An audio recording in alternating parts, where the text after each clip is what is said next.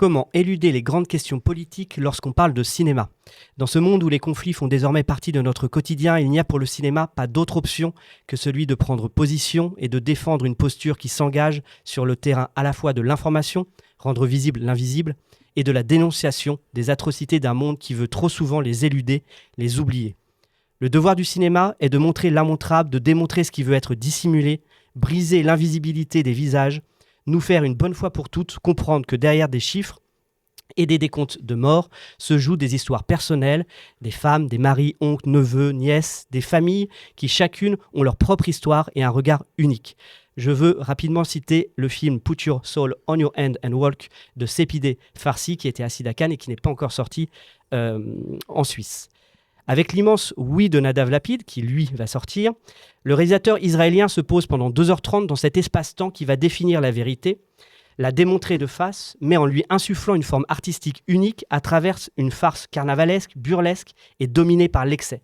Cet excès cinématographique définit très souvent le talent d'un grand cinéaste, et ici Nadav Lapid s'y inscrit en haranguant l'inhumanité du pouvoir en place de son pays avec courage et vigueur, mais avec un sens cinématographique incomparable, qui fait de Oui un geste de cinéma et non de simple dénonciation. Il en va de même avec le dernier film de Paul Thomas Anderson, Une bataille après l'autre, film purement politique sans jamais réellement l'être. Et c'est là où on attend le cinéma, là où il devient une œuvre à part entière au service du fond, qui jamais ne doit être délaissé au service de la forme. Pour répondre à l'art et à travers le politique, il nous paraissait donc indispensable d'inviter un personnage justement de la vie politique genevoise, Madame Joëlle Bertossa, responsable de la culture et de la transition numérique de la ville de Genève, pour parler aussi de l'engagement cantonal dans le milieu culturel et particulièrement cinématographique. Car là où l'art doit vivre et exister, la force politique doit, elle, la soutenir financièrement et idéologiquement pour que vive le cinéma là où il doit encore et toujours exister, dans les salles, auprès de nous, mais aussi auprès des plus jeunes publics. Bonjour à toutes et à tous, bienvenue dans ce 3e numéro de Grand Angle qui s'annonce très riche. Comment vas-tu Pascal? Es-tu d'attaque pour ce 3e numéro? Eh bien, je vais très bien. Salut Pierrick, je suis d'attaque, je suis en forme. Je suis d'autant plus content que c'est le mois du cinéma, quelque part, parce que c'est un mois où il y a énormément de sorties. C'est intense. D'ailleurs, Intense et riche. on a dû pas mal On a trier. fait de la sélection. Voilà, Ouais, on a fait une pour choisir sélection 5 films. très serrée.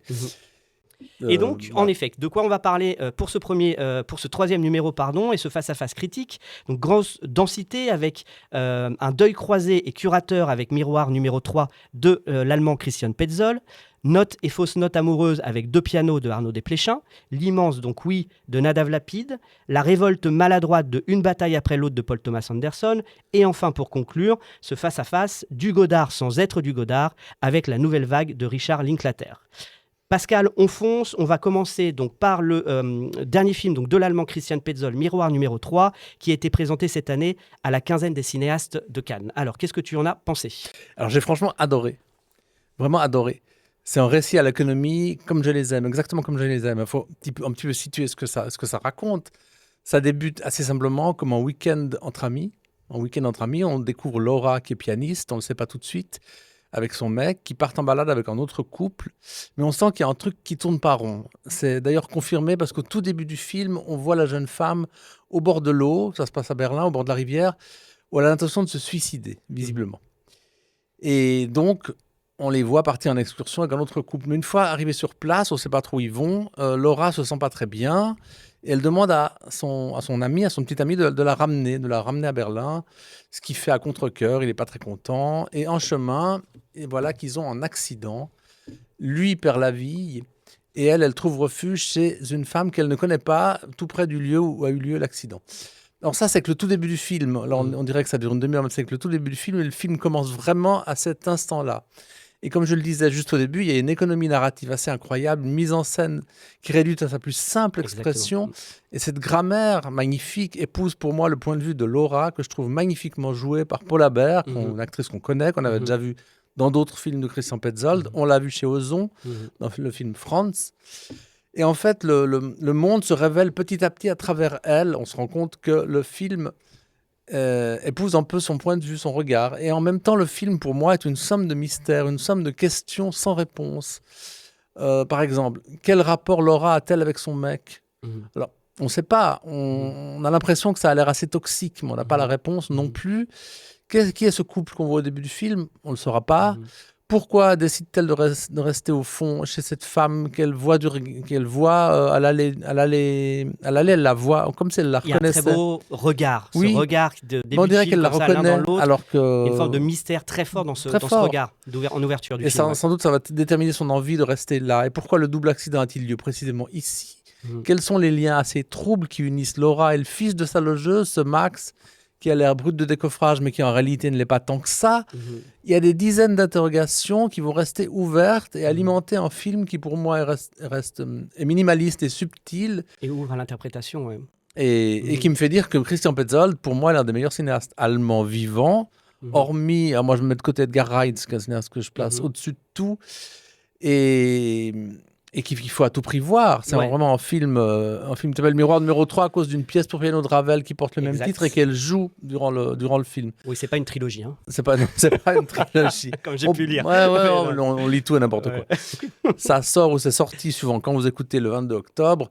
Et c'est une des choses à voir absolument. Je pense que tu es d'accord avec moi. Moi je suis absolument d'accord avec toi. Je vais pas revenir sur ce que tu as dit sur la pureté de la mise en scène et du scénario parce que je suis totalement d'accord avec toi.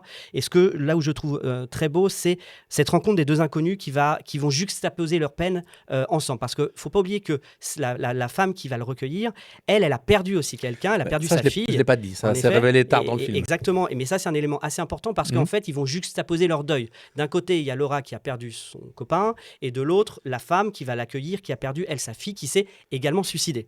Est-ce qu'elle a l'air de regretter la mort de son copain? Pas tant que ça. Pas tellement, mais en tout cas, c'est une juxtaposition un petit peu quand même de peine, de douleur. Et ce que je trouve beau, c'est qu'au départ, la maison dont elle va venir intégrer Laura, elle est vide, elle est sans vie, elle est triste, on sent qu'il y a les voisins qui regardent un peu cette maison de manière étrange. Ils sont méfiants comme ça. Et qu'est-ce qui va se passer petit à petit grâce à Laura, grâce à elle, grâce à sa présence? Eh bien, de la vie va retourner dans cette maison. Petit à petit, cette famille détruite par le décès de la fille, va petit à petit se reconstruire. Il va y avoir une scène de cuisine. Le verbe et la parole va se réintégrer dans la maison. Et petit à petit, cette maison hantée par la douleur et le deuil, eh bien, va s'installer une forme de deuil, de reconstruction dans cette maison au départ abandonnée. Je trouve également qu'il y a, comme tu l'as dit, quelque chose de très épuré, de très sensible dans le film. Et puis, à la fin, là encore, ce que j'aime beaucoup, je n'ai pas dévoilé à la fin, mais il y a pareil, une forme de respect mutuel et silencieux, où en fait cette famille va retourner voir Laura et ils se font face à face et on voit une famille qui s'est reconstruite. Cette fin en plus. Et on voit une famille qui s'est reconstruite. On voit aussi Laura qui se reconstruit parce qu'elle est maintenant face à un public, elle joue du piano devant un public, donc on voit que c'est une femme qui s'est de nouveau imposée. Et du coup, on a ce face-à-face qui est très beau et de nouveau muet, silencieux. Donc c'est un film qui est très juste, très épuré et qui, comme tu as dit, parle beaucoup de choses, mais en même temps soulève beaucoup de questions en même temps. Et je trouve que c'est la force du film, c'est cette forme d'épure et cette justesse de ton. Une élégance aussi, je trouve une élégance incroyable. Ouais. Et très juste, ouais. Et en effet, comme tu l'as dit, Pascal, le film sera en salle le 22 octobre. Le 22 octobre, ouais. Alors, on enchaîne avec deux pianos de Arnaud Desplechin. Donc, rapidement, le pitch du film. C'est l'histoire de Mathias Vogler, qui est interprété par François Civil, grand espoir du piano, qui s'est exilé au Japon pour fuir un destin a priori brillant. Il va revenir à Lyon sur l'invitation de son ancienne mentor Elena, qui est interprétée par Charlotte Rampling, pour une série de concerts. Une double rencontre va alors bouleverser son retour. D'abord, il va tomber sur une femme qui s'appelle Claude, qui est interprétée par Nadia Terekiewicz, à la sortie d'un ascenseur. Un amour oublié qui va ressurgir du passé. Et la deuxième rencontre qui va bousculer également le film, et Mathias, donc, c'est la vision d'un enfant qui semble lui ressembler comme deux gouttes d'eau. Va s'imbriquer alors une série d'événements qui vont conduire petit à petit Mathias et Claude vers le chemin périlleux de retrouvailles contrastées. Alors, de nouveau, après Miroir numéro 3, c'est un film que j'ai beaucoup aimé. Je trouve le film d'Arnaud Desplechin absolument magnifique pour plusieurs raisons. La première, c'est que on va pénétrer dans la complexité du sentiment amoureux. C'est-à-dire que le sentiment amoureux et l'amour de manière générale est ici vraiment analysé sous microscope, vraiment comme un millefeuille de sentiments. C'est très complexe, c'est très très bien écrit. On va voir notamment donc la violence de la résurgence d'un amour oublié. On va voir la confrontation avec une destinée perdue et cette histoire de l'enfant qui va être entre deux hommes. Et puis, on a également véritablement une magnifique lecture humaniste, je trouve, de l'amour, de ses difficultés, de ce que c'est aimer, de ce que l'amour peut sembler facile parfois, et pourtant, il est rempli de complexité. Je trouve l'écriture aussi est très juste de chacun des personnages. Je trouve que le personnage de Helena, tu sais, la pianiste interprétée par Charlotte Rampling, ouais. est extraordinaire. C'est une sorte de monstre solitaire à la destinée de grande réussite et pourtant qui finit dans une solitude profonde et triste. Moi, je trouve que les personnages secondaires aussi sont super bien écrits, notamment même le mari de Claude, la copine aussi. Je trouve que chacun a sa place. C'est un film qui file dans une forme de malédiction, d'échec, de non-accomplissement. On a en effet Helena, tu sais, qui va perdre un peu la tête, qui va s'abandonner un petit peu, qui va vouloir prendre sa retraite sans réellement réussir à la prendre. On a de nouveau Matthias Vogler, donc le personnage principal, qui va de nouveau passer à côté de cet amour de sa vie. Donc il y a une forme de beauté de l'échec, de non-accomplissement de l'amour. Et comme je le disais encore, un film millefeuille sur toute la complexité qu'est le sentiment amoureux. Et je trouve ça très bien écrit, très profond, très beau. Je sais pas ce que tu en penses, mais moi, ça m'a vraiment beaucoup touché. Alors moi, j'ai des réserves. J'ai quelques réserves, mais on va quand même se retrouver sur deux ou trois choses. Si. J'ai surtout aimé le rapport qu'entretient Mathias avec son fils, Ouais. parce que c'est un rapport et une approche par l'image. Mhm. D'abord, il le prend en photo. Quand il a cet accident dans le parc, il le suit, puis il le prend en photo avec son téléphone portable. Un peu après, il redécouvre dans ses affaires une photo de lui qui lui fait penser à ce gamin qui vient de prendre en photo. Alors j'aime bien, ça résonne comme ça. Cette construction, elle fait résonner quelque chose. Il y a un côté un peu étrange. Et comme tu dis, le film est vraiment une malédiction de l'échec. Et la séquence où le héros rate volontairement son audition, Absolument. c'est vraiment pile poil ça. L'échec. Ouais. Ce que j'aime un peu moins, c'est la binarité des récits. Ça marche pas tout à fait pour moi. Le rapport avec la pianiste que joue Charlotte Rampling, Helena, est un peu prévisible. J'y voyais un peu venir. Okay. De plus, je trouve que son lien avec Claude, donc son amie, Nadia Tereskevich, ouais. voilà, est un peu linéaire. On passe du rejet, une sorte de passion, sans crier gare. Et je trouve que le décès du mari, qui vient assez rapidement, est une facilité scénaristique. Ouais, c'est vrai. Donc voilà, je trouve la photographie assez moyenne, la photographie du film assez moyenne. Anecdotique en tout cas. Voilà, donc au final j'aime bien, mais j'ai des réserves. Ces réserves-là qui font que j'ai pas adoré autant que toi ce Desplechin, qui pour moi est quand même mineur dans sa filmographie par rapport à d'autres titres. Alors bien sûr que c'est pas un grand Desplechin, mais moi je trouve que, en tout cas, cette capacité d'analyse, cette capacité d'écriture, elle est quand même assez remarquable et dans le haut du panier, je trouve, des metteurs en scène français. Ah oui, clairement. Comparé à certaines choses, on va pas les citer. On va pas les citer de nouveau. Non, on va éviter de se faire... Et puis François Civil est très bien. Ouais, ils sont tous son très meilleur bien. Rôle, d'ailleurs. C'est l'un de ses meilleurs rôles. Je trouve pas que c'est un acteur catastrophique, moi. Mais là, il est bien. Il est bien dirigé. Il sait diriger les gens, Desplechin. Je crois qu'on a tout dit sur ce on n'a pas tout Desplechin. dit, mais on a dit ce qu'on pouvait dire en l'état. On enchaîne avec Oui de Nadav Lapid, Pascal. Alors oui, qui est impossible à pitcher. Grosso modo, on est au lendemain du 7 octobre. Donc on sait ce qui s'est passé le 7 octobre. On découvre Y, qui est un musicien de jazz, et sa compagne Jasmine, qui est danseuse. Et bientôt, on va confier à Y le soin de composer un nouvel hymne national. Voilà, en gros, le pitch. Maintenant, en dire plus, en dire trop, enfin... C'est difficile à expliquer. C'est compliqué. Pendant Cannes, j'avais écrit que ce film est totalement stroboscopique.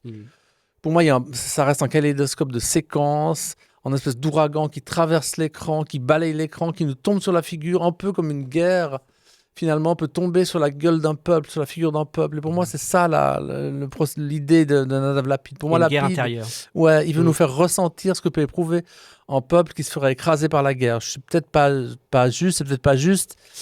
Et en même temps, il va au-delà. Il tente de raisonner le chaos, de lui donner un ordre. C'est vain. Cet ordre sera symbolisé pour moi par ce nouvel hymne que le personnage principal est chargé de composer. Mais la folie hallucinatoire qui domine le film, ce cri qui émane de chaque pore, P-O-R-E, les pores du film, durant environ 3 heures, je prends ça comme un uppercut à l'estomac. Absolument. Pour moi, c'est pas un film sur la guerre, mais c'est un film de guerre. Et je le trouve assez différent des précédents films de Nadav Lapid, mais ça, c'est un autre débat que je ne vais pas entamer là. Ouais, et alors moi, c'est ce que j'avais écrit, une immense claque pour moi, ce film, honnêtement, donc un uppercut, comme tu l'as Ouais, dit, ouais.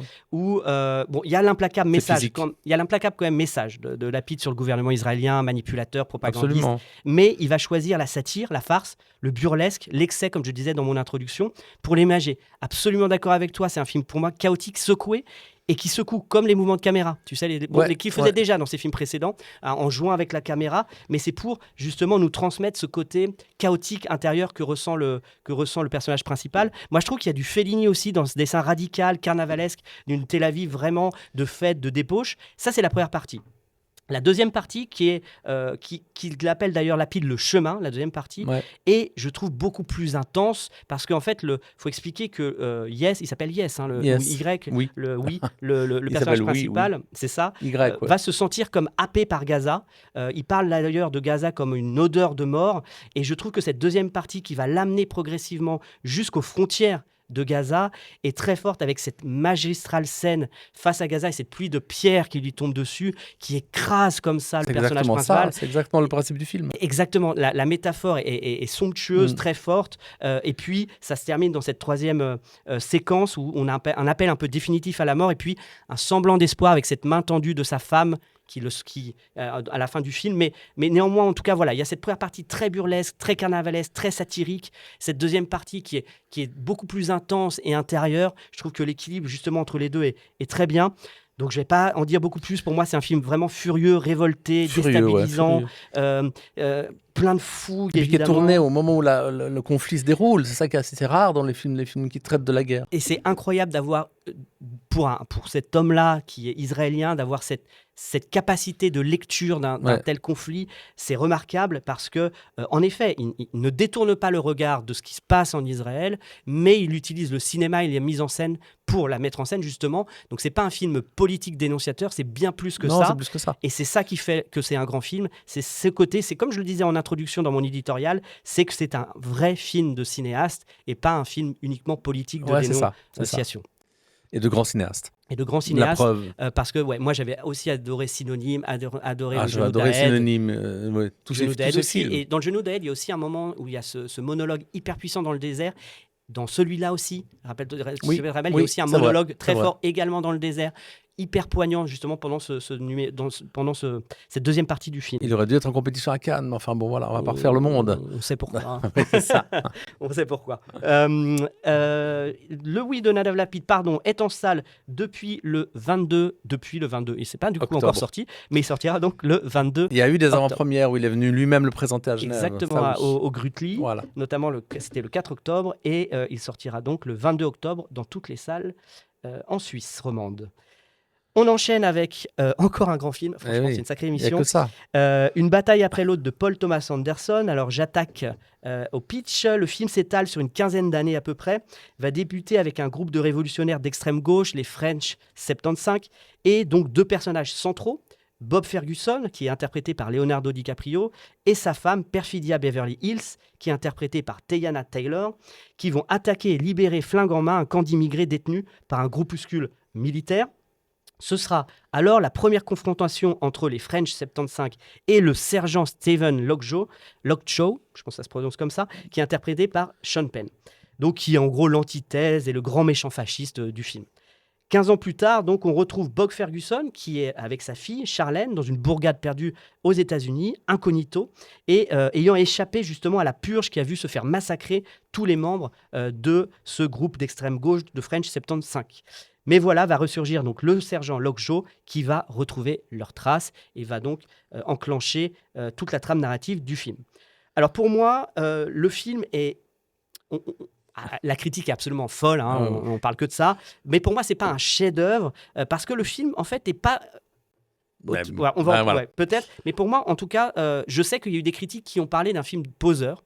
Et pour moi, c'est totalement l'inverse. Je trouve que justement... Paul Thomas Anderson est un immense metteur en scène, mais il n'a pas besoin de le démontrer ou de nous jeter plein de choses au visage. Je trouve D'ailleurs, il a refusé de participer à tous les festivals qu'il a eu proposés. Venise le voulait, il n'y a pas été. Il a pas Toronto volé. le voulait, non. Exactement. Et pour moi, en effet, Cannes, je sais pas. il joue carte sur table. C'est un film géométrique, un film en vague.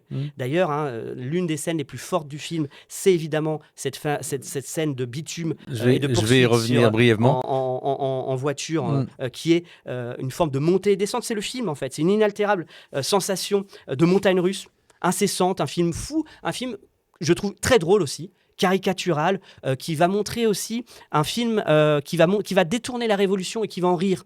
Cette révolution d'extrême gauche, ces fascistes, Et tout le monde ils se font un peu de leur gueule. Et de tout le monde. Ouais. Et c'est très drôle. Je trouve que l'énergie du film est d'ailleurs parfois plus de l'ordre de la comédie que du film d'action.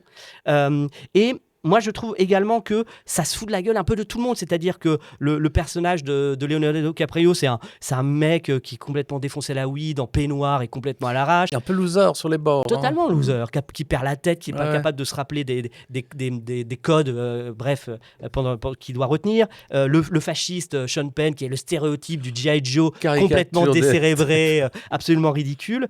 Et en fait, la révolution, elle n'est pas là où on la voit. La vraie révolution, c'est le personnage de Benicio del Toro.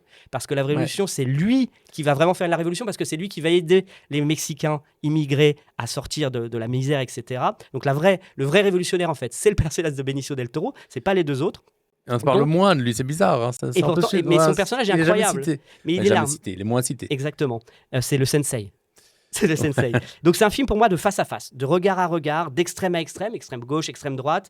Et la dramaturgie est surexposée, ça en fait un film très puissant, très drôle. Comme je disais tout à l'heure, j'ai eu un plaisir vraiment immense devant ce film. Très grand film, mais qui, comme j'ai dit toujours, n'a rien de poseur, n'a rien de démonstratif. Et je trouve que c'est ça aussi qui fait sa vraie réussite. Je suis globalement d'accord, mais je trouve qu'on a déjà tellement parlé partout de ce film, on l'a commenté continuellement. On ne pouvait pas ne pas en parler. Oui, absolument. On s'est surtout extasié. On a quasiment été unanimes les uns et les autres pour dire que c'est un chef-d'œuvre. Moi, j'insiste, on n'est pas loin quand même. Vraiment, c'est pas du tout l'un de mes préférés de Paul Thomas Anderson. Moi non plus, mais la question n'est pas là. Parce qu'il fait que des chefs-d'œuvre, finalement. Pas loin. Et voilà. Je voudrais juste reciter cette séquence complètement hallucinante de poursuite en voiture où les plans d'autoroute s'emboîtent les uns après les autres. On dirait presque un motif abstrait. Quel metteur en scène est capable de faire ça? À part lui, je vois pas. C'est une séquence complètement dingue. C'est pas une séquence de démonstration. Il démontre rien. Il nous dit simplement regardez il y a rien de fabriqué dans ce qu'on voit. C'est des plans réels de la route. Et puis j'aimerais aussi revenir brièvement sur l'aspect polyphonique du film. Comme dans Magnolia, et surtout comme dans les premières minutes de Magnolia, en autre de ses chefs-d'œuvre, la bande-son musicale, elle glisse en permanence sur le film. Elle ne s'arrête pas à la fin d'une séquence, elle continue, elle unifie les images dans une espèce de globalité que je trouve hypnotique. Moi, je suis hypnotisé par cette musique continue. La bande-son est incroyable. Incroyable. Et en fait, le film, c'est en plan séquence musicale. Et je vois pas qui d'autre que Paul Thomas Anderson arrive à faire ça, elle le fait aussi bien. Je vois pas qui a cette idée, parce qu'il faut encore avoir l'idée du morceau, c'est pas évident, parce qu'il y a des séquences qui ne ressemblent pas, et pourtant le même morceau continue pendant 10, 15, 20 minutes, je sais pas. Et ce lien à la musique, ce lien au son, en effet, comme tu disais très bien, c'était aussi en effet l'une des forces de Magnolia, justement, parce que la bande-son de Magnolia est absolument sublime également. Donc c'est vrai que tu as raison qu'on et là, il le faisait dans Magnolia où on sautait même d'une temporalité à l'autre dans Magnolia. Et je suis pas sûr que le spectateur s'en rende compte, ce qui est pas grave, mais qui porte le film. Ça porte vraiment le film et ça lui donne une tonalité que pas beaucoup d'autres films ont. Enfin, il est le seul aux États-Unis à faire ça. Je pense que les producteurs disent faut surtout pas faire ça. Il en fait qu'à sa tête. Il a raison. Et il a une liberté totale, d'ailleurs. Totale. Mais il l'a acquise. Grâce à tous ses précédents films. Et en effet, pour moi, il va être clairement dans les films les plus importants de l'année. Hein. Oui. Clairement. Oui. Top 10, top 20. Mais il y a Sirat. Mais il n'y a pas que Sirat. Non, il n'y a pas que Sirat. Il y en a beaucoup. Il y a Oui de Nadav Lapid qui peut peut-être. Il y a peut-être le prochain dont on va parler. Pas sûr. On verra. C'est possible. Je l'exclus pas. Pas exclu. Je crois qu'on a tout dit sur ce magnifique film de Paul Thomas Anderson. Qui est sorti le 24 septembre déjà. Qui est déjà. On tenait à en parler, on l'avait pas vu tout de suite. Enfin, moi, je l'avais vu tout de suite, mais toi, tu devais rattraper. Donc voilà, j'ai mis un petit peu de temps à le récupérer, mais c'est pas grave. Ça peut arriver. Mieux vaut tard que jamais. On n'est pas tenu à respecter l'actualité au jour J près. Et ça a permis, je pense, à la plupart des gens qui écoutent ce podcast de peut-être de l'avoir déjà vu. Sans doute. Et du coup, ils vont écouter notre avis après l'avoir vu, ce qui est pas si mal. Et surtout que l'aspect polyphonique que j'évoquais, il n'est pas tant évoqué que ça. Non, bravo. J'avais pas lu. Bien vu. Il nous reste un film. Il nous reste donc Nouvelle vague de Richard Linklater, Pascal. Ah oui, c'est à moi de raconter. Exact. Le pitch, c'est assez simple. C'est la reconstitution du tournage d'À bout de souffle de Jean-Luc Godard, qui est le film le plus célèbre de la Nouvelle Vague et l'un des films les plus célèbres de Godard. Plus exactement, une reconstitution, une mise en fiction en noir et blanc à la manière d'un documentaire. Finalement, c'est ça. Et ce qu'il y a de fou ici, c'est la gageure que se fixe Richard Linklater. Parce qu'il ne cherche pas à rendre hommage d'une manière sentencieuse et réfléchie à Godard, mais à donner sa lecture d'un chapitre de l'histoire du cinéma moderne. Parce que pour moi, ce n'est pas seulement la reconstitution du tournage d'À bout de souffle, mais c'est toute la reconstitution, la story d'un mouvement qui va autour et qui apparaît, qui est la Nouvelle Vague, d'où le titre du film. Et le plus paradoxal, c'est qu'il n'est pas sentencieux, mais qu'il est très, très scrupuleux. Le moindre personnage est explicité par un sous-titre explicatif qui nous dit qui il est, quelle fonction il a par rapport au film, par rapport à l'histoire du cinéma de l'époque. Bref, c'est didactique, c'est extrêmement didactique. Et ce constat, ça m'amène à un constat assez paradoxal, c'est que l'excès de didactisme, finalement, c'est un peu excessif. Il y a quasiment pédagogique. Quasi pédagogique. Ouais. Cet excès de didactisme annule le didactisme pour moi. Et le film devient spectacle, jubilation de chaque instant, parenthèse enchantée. Ce que Godard n'aurait sans doute pas fait du tout. Il devait tellement pas être ça en plus. Enfin, on ne sait pas, mais je pense pas qu'il aurait. Je pense pas qu'il aurait approuvé le film. Mais jamais de la vie. Ça, je sais pas.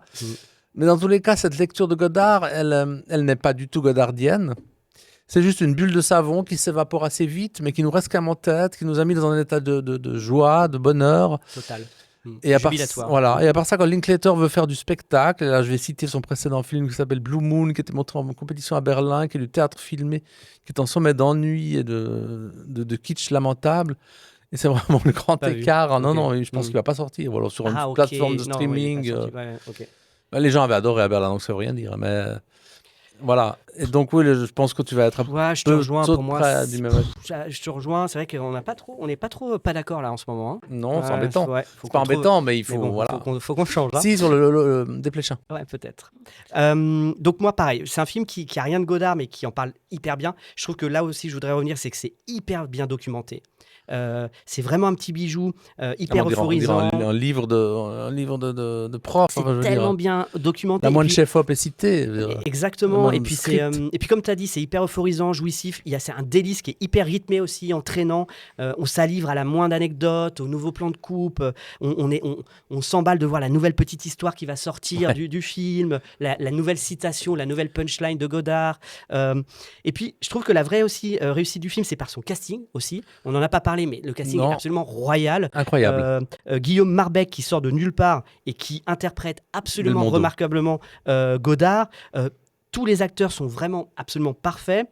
Et l'acteur qui joue Belmondo, je sais pas son nom. Moi non plus, mais aussi excellent. Même Gene Seberg aussi. Enfin, ils sont tous excellents. Et puis, l'autre vraie réussite du film, et tu l'as dit un petit peu de ton côté, je le répète aussi, c'est d'avoir évité de copier Godard, mais plutôt d'en avoir inventé un. Pour moi, c'est un modèle unique. Il relie. Il fait de la relecture. Ouais, mais c'est aussi un modèle fantasmé par Linklater aussi. Ouais. C'est le Godard de Linklater et personne d'autre. C'est pas le vrai Godard qui est interprété, qui est mis en scène, mais c'est le Godard de Linklater. C'est un hommage du coup sans en être un. C'est une réalité qui n'en est pas vraiment une. Ce Godard-là qu'on voit n'a jamais existé. Il laisse que Linklater en fait. C'est un mythe qui est très personnel et qui existe à travers ses yeux et qui nous le partage. Ma pointe de déception, c'est... pour en mettre une, c'est l'aspect très chronologique, très linéaire du ça film. Va de pair avec le didactisme, on va dans l'ordre. Je sais, mais je trouve quand même que c'est un peu trop linéaire, un peu trop chronologique, un peu trop suivi, et je trouve que voilà, ça diminue un petit peu la grande réussite du film, mais vraiment, je me fais l'avocat du diable, j'ai vraiment cherché un petit point négatif, mais sinon, le reste, c'est un plaisir immense. Je me demande si les gens qui connaissent rien de cette histoire-là en prennent autant de plaisir à ça. Moi, je pense que oui. Je sais pas. Moi, je pense que J'en ai oui. pas croisé, mais Moi, je pense sincèrement que justement, c'est des quelqu'un qui questions. connaîtrait pas Godard, qui en a jamais vu, on en connaît Alors, qui n'en a jamais vu. Hein. c'est des questions que j'ai eues. Ah, est-ce que si j'ai pas vu à bout de souffle, est-ce que je peux aller voir le film? Oui. Pour moi, largement, je pense que le film elle se dévore aussi, mais peut-être d'une autre Mais manière. si tous les intertitres ne rimeraient rien, on ne nous dirait rien, à part Belmondo, éventuellement Gene Seberg, tous les autres sont des inconnus. Exact, C'est faux. mais pour moi, je pense quand même qu'il y a, même quelqu'un qui connaît rien, il y a un vrai plaisir à aller découvrir ce film. Donc vraiment, encore une fois, on a quasiment parlé que de 5 très très beaux films. Et Nouvelle Vague est déjà sorti en salle le 8 Depuis octobre. le 8 octobre, Ouais. c'est juste. Et bien voilà, on a fait le tour de ces 5 Ce débat films. critique. On va pouvoir passer à notre À notre invité, Donc, bienvenue Joël Bertossa dans ce 3e numéro. Vous qu'on pouvez a nous le rejoindre. plaisir d'accueillir. Oui, je vais reprendre donc sur la création numérique. Je disais qu'en effet, on a un fonds conjoint avec le canton. La ville donne 300 000, le canton 200 000. Qu'on annoncera les prix des heureux lauréats de cette année durant le GIF, la nuit numérique. C'est ça. Et puis, en fait, c'est très varié. On a reçu énormément de dossiers de très bonne qualité. D'après Madame Salin qui s'occupe de ça, les projets sont de plus en plus qualitatifs. Pardon. Et puis, ce qui est intéressant, c'est qu'ils reviennent aussi d'année en année, parce qu'on soutient autant des prototypes que des projets de production ou de réalisation. Et ça va du jeu vidéo à l'expérience immersive, mais aussi... qu'est-ce qu'il y a d'autre? Oui, la VR, j'ai dit... Ouais. Ouais, Tout c'est très ce qu'on peut varié. imaginer. Oui, quoi. oui, c'est ça. Ouais. Franchement, on est très ouvert et je pense que c'est assez sain. Et il y a il y a un vrai terreau genevois de production Mais numérique. on invitera Madame Salin, d'ailleurs, pour en parler. Ouais. Sophie, si tu nous écoutes. Elle vous en parlera beaucoup mieux Oui, que moi, et elle est il y a longtemps qu'elle est passionnée. là-dedans, en plus. Oui. Donc voilà. Et puis, il y a quand même des grands changements. Enfin, Ouais. il y a des choses qui vont se passer au niveau numérique. Il y a quand même la grande fondation qui va bientôt ouvrir, Camille Watch, cette usine c'est l'ancienne usine de Villars, qui va être Ok. dévolue à la création Donc ça, elle numérique. Je vous pourra dis nous un expliquer. scoop, mais, Peut-être, c'est un Ouais, scoop. ouais. Donc ça bouge. Pascal, tu as une autre question? Je voulais juste revenir un peu en arrière. Je me disais l'autre jour, enfin hier en préparant ces questions, je n'ai pas connaissance qu'il y ait d'autres personnalités du cinéma, que ce soit des producteurs, des productrices ou autres, qui soient lancés dans la politique. Vous seriez une des premières, je ne suis pas sûr, mais est-ce que le fait que vous êtes aussi la fille de Bernard Bertossa, ex-procureur général du canton, bon ça on a déjà dû vous le demander, est-ce que ça a pesé dans la balance de cette envie de passer en politique ou pas? Ou qu'est-ce qui a motivé finalement cette envie, ce désir, cet engagement? Certainement. Je veux dire, Ça a joué, ça a il y joué. a un atavisme familial dans Mm. le sens où mon père a toujours été quelqu'un d'extrêmement engagé et de très ouvert et de très soucieux plutôt de l'état du monde, de la société, et puis qui était extrêmement engagé. Donc je pense que pour moi, il y avait une évidence. Déjà, je suis du même parti. Déjà, Ouais. c'est pour ça que j'ai aussi, pas de la compassion, mais de la compréhension et même des amis de droite, parce que selon, c'est vrai, le milieu dans Ouais, lequel bien on sûr. grandit, il y a des sortes d'évidences. Donc oui, certainement que mon père a influencé ma décision. Après, c'est marrant, ça s'est fait de manière très naturelle. C'était jamais un choix de carrière. Pour moi, c'est pas une carrière. D'ailleurs, je dis toujours, je ne suis pas politicienne. Mais voilà, quand j'ai mis le pied au conseil municipal et aussi comme présidente du parti, bah, je me sentais bien, je me sentais à ma place et puis j'avais envie d'aller un peu plus loin et de me battre pour la culture. Et il y a quand même énormément de similitudes avec le métier de productrice. D'accord.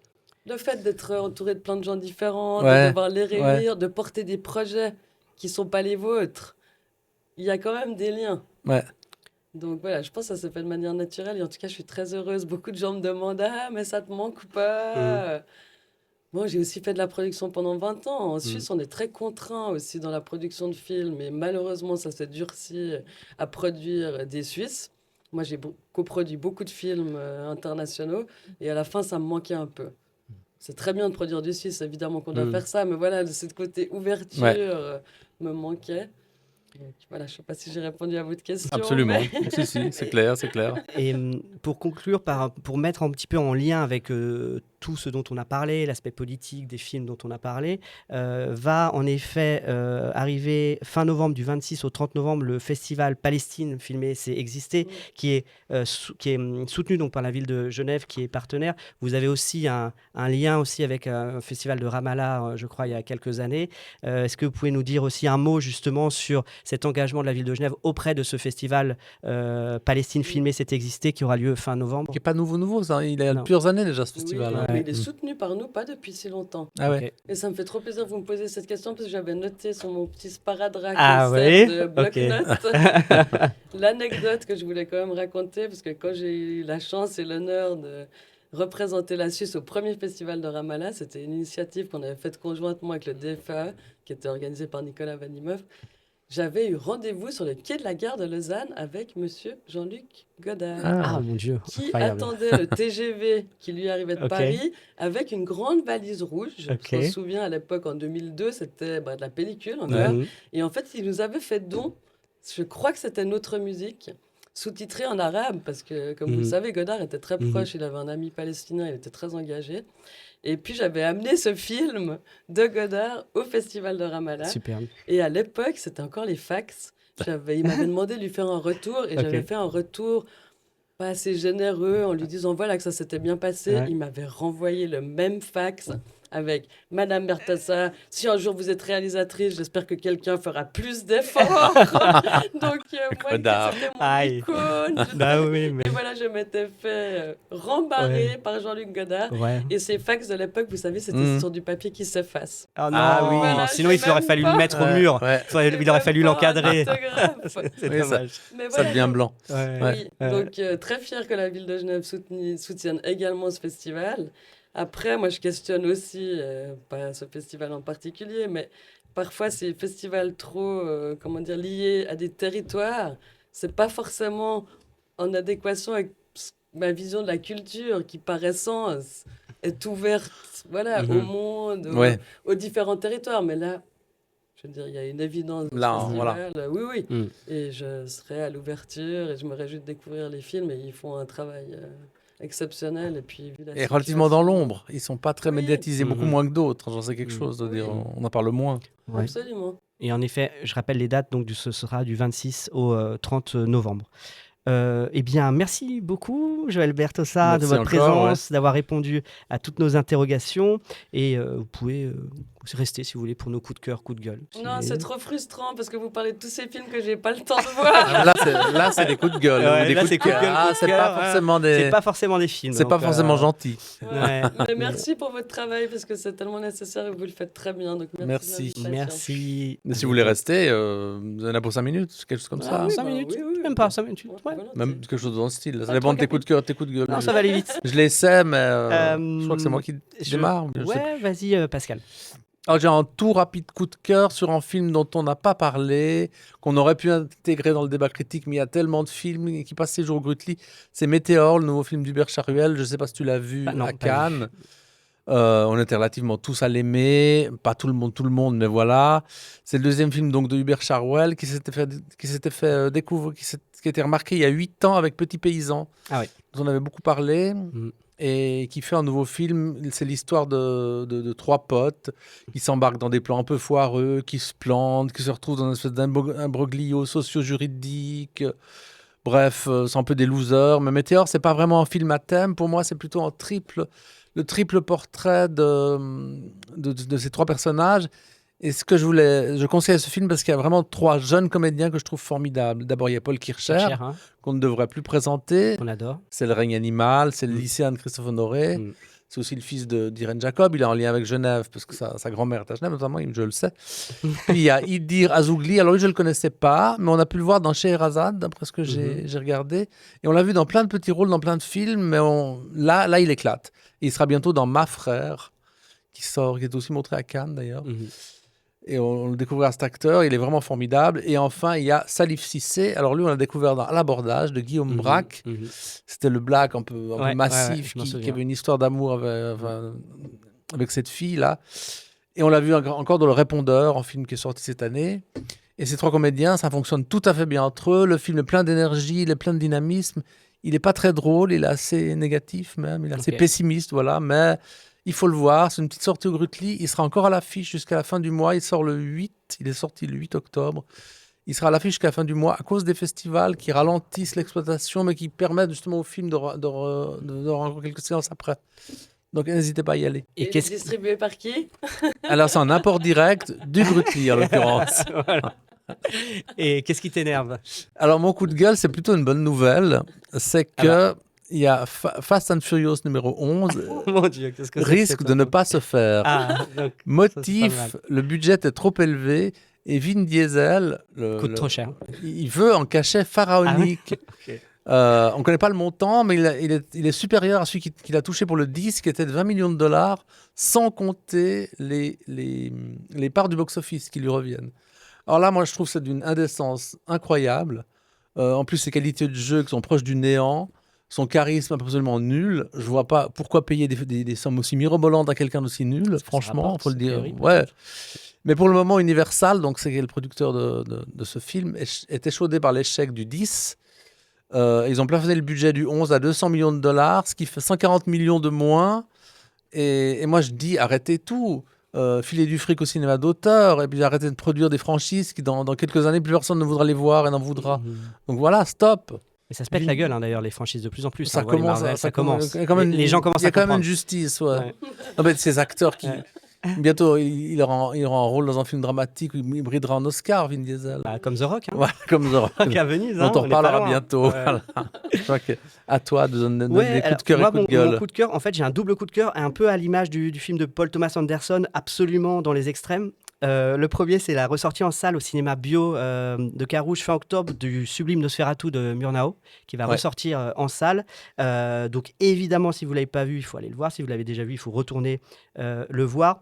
Et pas que Pour ça. nous faire d'ailleurs très vite oublier la grosse purge de Robert Eggers, qui était vraiment Moi, je ne catastrophique. serais pas si catastrophique. Ah, mais moi, on n'a pas débattu Non. là-dessus. Donc voilà, film culte, miraculeuse photo, beauté plastique intouchable.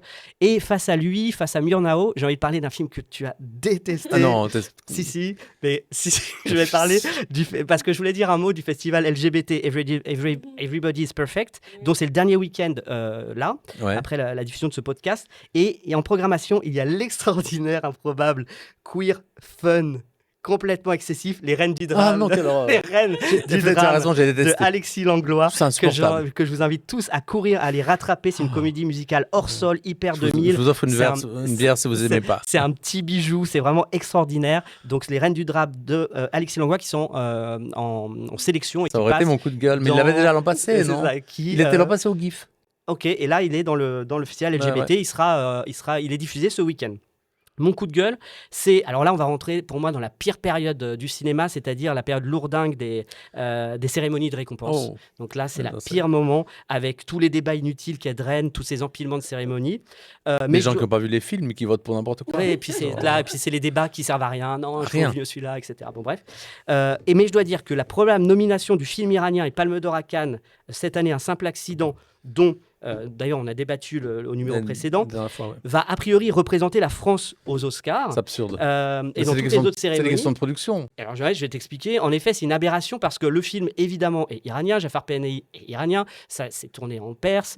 Tous les acteurs, toute l'équipe technique est Ils sont iranienne. iraniens. Ouais. Mais en effet, le budget provient à 80% de sources françaises. Ouais. Et du coup, le film iranien Palme d'Or à Cannes, Un simple accident de Jafar Panahi, sera sous drapeau français pour être représenté aux Oscars. Donc, si, imaginons que... Il n'est pas Euh, encore dans la shortlist. Hein. non, C'est mais pas- a priori, il va l'être. Je hein, pense aussi. Je pense. Donc, imaginez-vous que film du meilleur Oscar du meilleur film étranger, Un simple accident de Jafar Panahi, film français. Donc, pour moi, c'est absolument aberrant, c'est complètement stupide. Et il faudrait évidemment repenser un peu les règles de nomination pour éviter qu'une telle nomination puisse Ça veut encore dire qu'il est éligible avoir pour lieu. meilleur film au César aussi. Exactement. par Il exemple. peut tout rafler alors au César, etc. Bah, justement, alors nous, on a gagné un César Ouais. avec le film d'un réalisateur haïtien, Raoul Peck. Ouais. I Am Not Your Nego, en documentaire, on a gagné le César parce que c'était des fonds français. Ouais, et ça, moi, Ouais. je trouve que... Ou alors Ça se diminuer le discute. nombre, ou alors diminuer le pourcentage, en effet, de, je sais pas, de contribution, etc. Mais moi, je On doit trouve que exiger que les contributions techniques et artistiques devant derrière caméra soient plus. peut-être plus représenté. Je sais Mais pas. bon, c'est un débat qui a s'ouvert, mais en tout cas, pour moi, ça me gêne quand même un petit peu. Je pense qu'il y aura beaucoup de coups de gueule concernant les Césars et les Oscars. On Comme en a Comme en d'hab. réserve. Bah voilà, venir. Pascal, je crois qu'on a fait le tour. On a fait un le nouveau magnifique épisode qui se termine. Merci à toutes et à tous pour votre écoute. Vous êtes de plus en plus nombreux d'ailleurs. N'hésitez pas à nous suivre sur toutes les plateformes audio, YouTube, les réseaux sociaux. Et puis, comme d'hab, on se retrouve dans 15 jours pour un nouvel épisode de Grand Angle. Merci à tous, à bientôt. Merci. Ciao. Merci encore, Joël. Merci à vous et encore. bonne soirée à tout le monde. Merci. Ciao.